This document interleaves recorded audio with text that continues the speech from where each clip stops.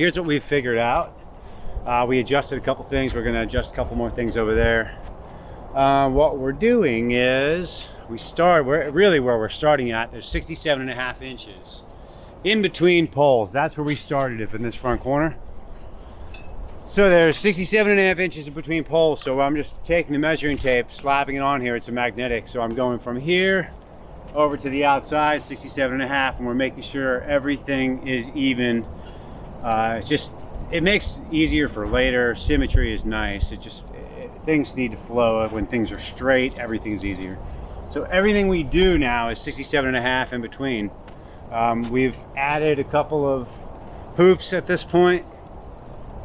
We very quickly added 12 feet just by adding in a couple of hoops. So I guess we could jump right here and give you a demo of what we're doing. We've got these 12-foot. They're basically like 2x6s.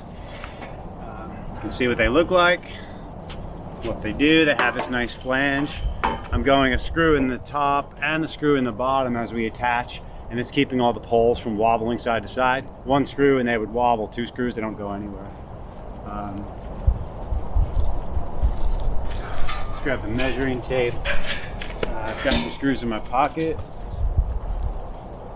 Pre-drilling where we need to.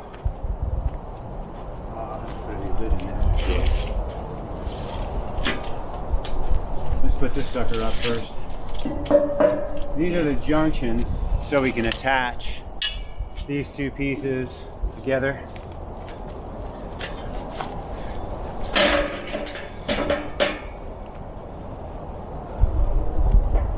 Self-drilling screws. Greatest invention ever. Right into the steel like nothing. Should be.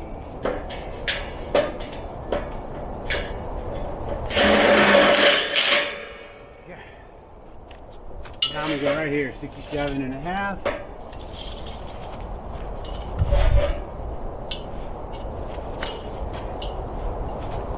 Which is right there. And we'll push up to the top. Now I'm gonna put my screw right there. And what it's gonna do is it's gonna lock this and all these. Like this is going inside, it's gonna lock that all together.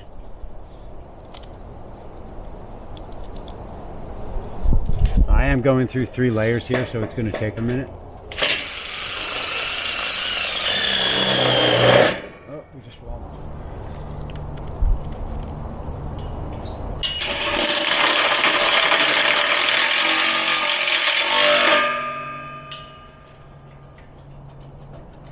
This thing's about as solid as it could ever be.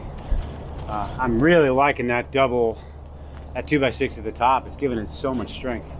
So I think you could build this out of just about any steel.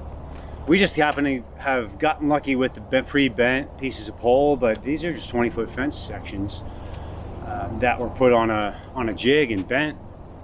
But I imagine you could probably make one out of plywood and 2x4s too if you were so inclined and creative. I actually knew a guy who used to build airboat cages, and he had all kinds of jigs made that he would take stainless steel poles and bend them and pull them around. It was all just plywood 2x4s, and he would just kind of wiggle them around and pop these pipes out, and they were perfect. So I imagine we could probably do something like that, but we don't have to because we got lucky. But that's it. I mean, this is where we're at now. We can add so many sections right now so quickly. Yeah. Let's add this pole in right now. So we've already got this pole attached right there. You look over here, we've got, this is pre-bolted. Just a section of the pipe is pre-bolted onto here, and it will receive our hoop right there. So we just stand this up, and that's it.